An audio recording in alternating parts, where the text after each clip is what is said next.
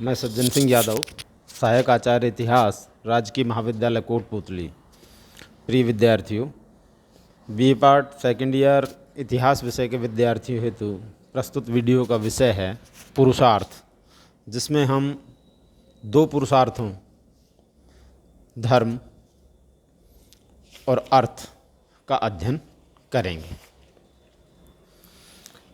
पुरुषार्थ का तात्पर्य है पुरुष अर्थात मनुष्य के योग्य अर्थ अथवा मूल्य।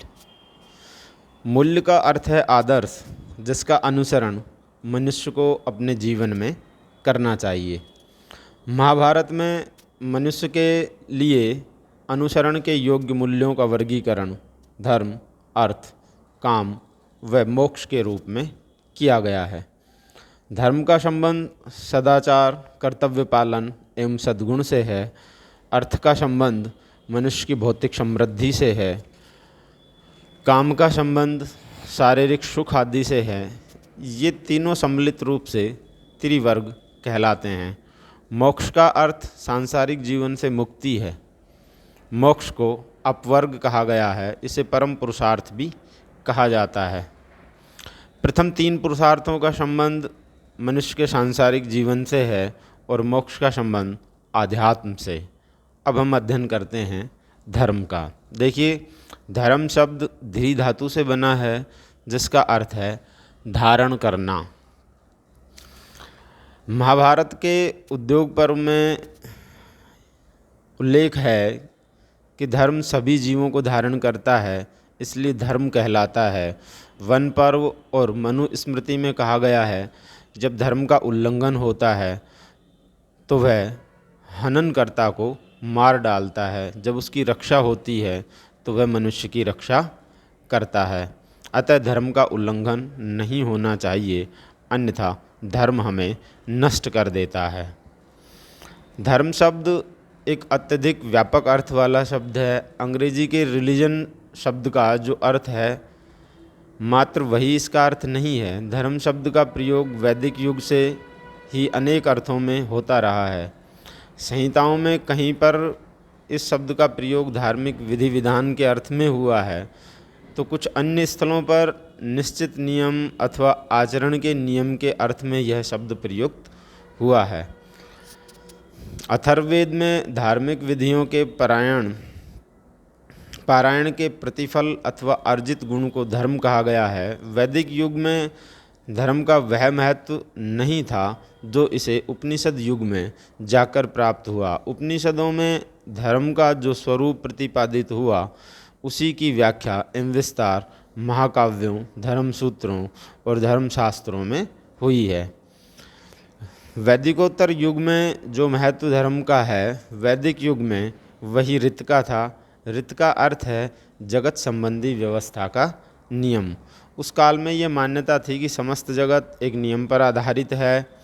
इस नियम को ऋत नाम दिया गया। जगत की प्रत्येक वस्तु व प्राणी इससे बंधा हुआ है। जो इसका उल्लंघन करता है उसे वरुण देवता, जो ऋत का रक्षक है, दंडित करता है।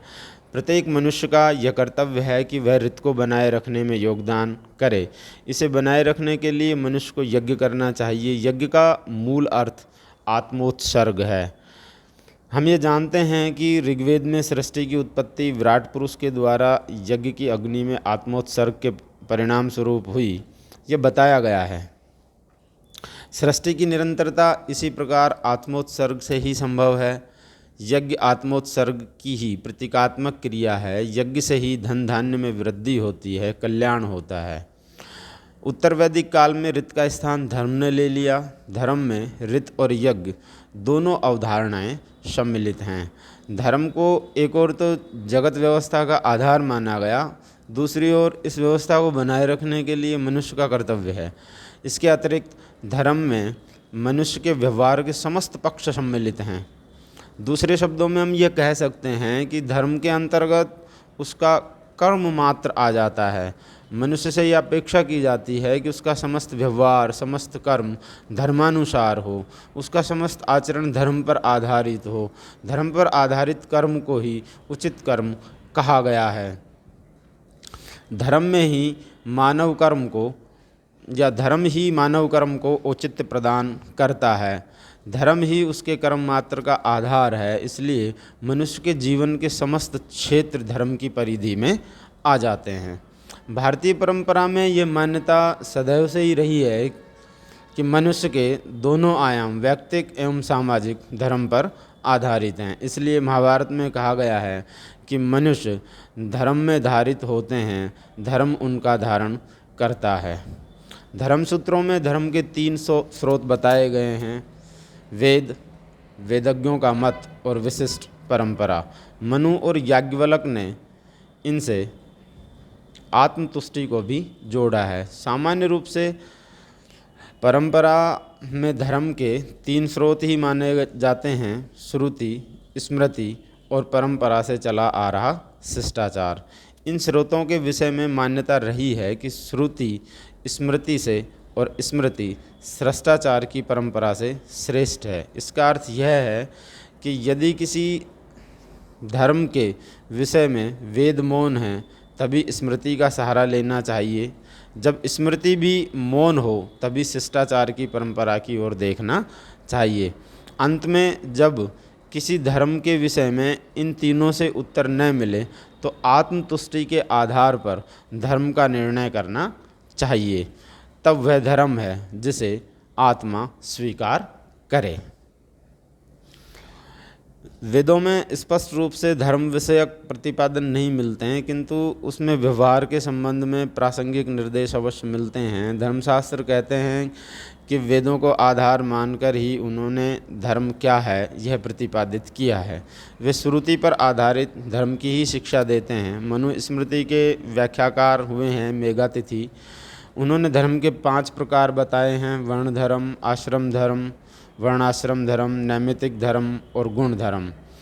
अन्य प्रकार के जो धर्म स्मृति विहित हैं वे हैं कुल धर्म, स्त्री धर्म, जाति धर्म, श्रेणी धर्म इत्यादि। इसके अतिरिक्त भी अनेक प्रकार के धर्मों की चर्चा स्मृतियों में मिलती है। पुरुषार्थ के अर्थ में धर्म को कर्तव्य के ही अर्थ में लेना चाहिए। जिस अर्थ में स्मृतियाँ सामान्यतः धर्म की व्याख्या करती हैं वह यही धर्म है। वर्णाश्रम धर्म समाज व्यवस्था धर्म। यही व्यक्ति का धर्माचरण है कि वह स्वयं को कर्तव्यपूर्वक इस व्यवस्था के अधीन कर दे, इसके संचालन एवं विकास में साधनभूत हो जाए। इसी में उसकी मुक्ति है। गीता में इसी का उपदेश दिया गया है। कहा गया है कि मनुष्य कर्तव्यपूर्वक अपना कर्म करे, यही धर्म पुरुषार्थ है। मनुस्मृति में धर्माचरण के 2 प्रकार बताए गए हैं: प्रवृत्तिपरक और निवृत्तिपरक। सकाम भाव से किया गया कर्म जैसे यज्ञ आदि प्रवृत्ति कर्म है और इच्छा रहित होकर अपना कर्म करना निवृत्ति कर्म है। सकाम कर्म का फल संसार में सुख व स्वर्ग प्राप्ति आदि है और निष्काम कर्म का फल मोक्ष है, संसार से पूर्ण मुक्ति है। उपर्युक्त विवेचन से ये स्पष्ट हो जाता है कि धर्म पुरुषार्थ का लक्ष्य द्विविधि है: संसार में सुख, चैन, आनंद, कल्याण, जिसकी सिद्धि अर्थ और काम के साथ इसके संयुक्त होने से होती है, और दूसरा संसार से विरक्त होकर मोक्ष की प्राप्ति। किंतु बहुत से मनीषियों ने धर्म पुरुषार्थ को द्विविध रूप में नहीं देखा। वे मानते हैं कि धर्म पुरुषार्थ का अर्थ ही स्वार्थ रहित होकर कर्तव्य भाव से काम में प्रवृत्त होना है। उनके अनुसार ऐसा कर्म संसार में सुख मंगल कारक है और साथ ही मोक्ष प्रदान करने वाला भी होता है। अब हम देखते हैं अर्थ पुरुषार्थ को। देखिए, जिस प्रकार धर्म पुरुषार्थ का शास्त्र धर्मशास्त्र है, उसी प्रकार अर्थशास्त्र का जो शास्त्र है वो अर्थशास्त्र कहलाता है। कौटिल्य को इसकी रचना का श्रेय है। इस शास्त्र में जीवन के प्रत्येक क्षेत्र में अर्थ के महत्व को या धन के महत्व को स्थापित किया गया है। अर्थशास्त्र की मूल स्थापना यह है कि धर्म, अर्थ व काम में अर्थ ही प्रमुख है। इसके बिना अन्य दोनों भी नहीं होते हैं।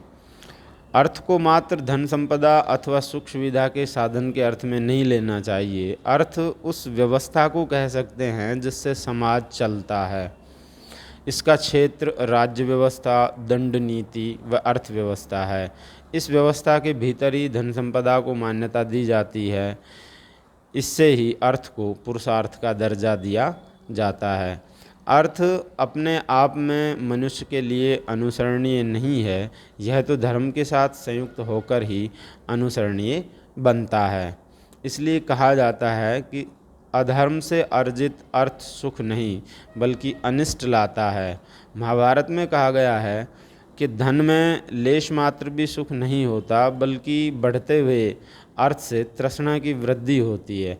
रामायण में भी इस प्रकार की उद्भावना मिलती है जिसमें कहा गया है कि अधर्म पूर्वक अर्थोपार्जन करने वाले को तांडन, बंधन आदि का दोष प्राप्त होता है। महाभारत में तुलाधार जाजली से कहता है कि व्यक्ति को जीविकोपार्जन के लिए ऐसी वृत्ति का अवलंबन करना चाहिए जो धर्मानुसारी हो। ऐसी वृत्ति से अर्जित धन ही दान व यज्ञ के योग्य धन है। सामान्य रूप से अर्थ के पुरुषार्थ को इसी रूप में व्याख्यायित किया जाता है, किंतु अर्थ पुरुषार्थ जैसा कि हमने ऊपर कहा मुख्य रूप से राज्य व्यवस्था, दंड नीति व अर्थव्यवस्था का पुरुषार्थ है। इसी से इसका महत्व है। कौटिल्य अर्थ को धर्म व काम से ऊपर रखते हैं। वे कहते हैं कि अर्थ ही धर्म और काम का कारक है।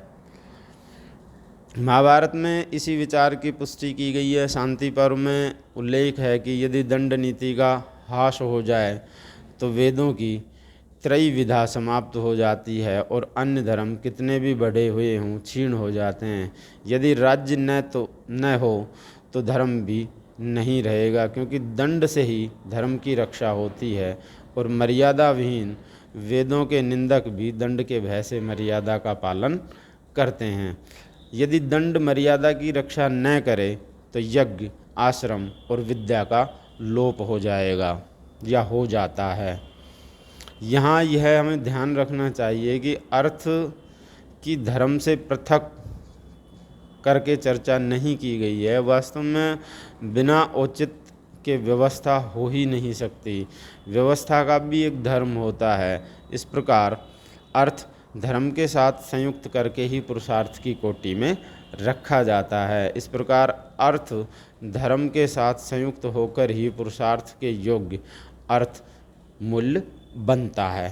प्रस्तुत वीडियो में इतना ही। धन्यवाद।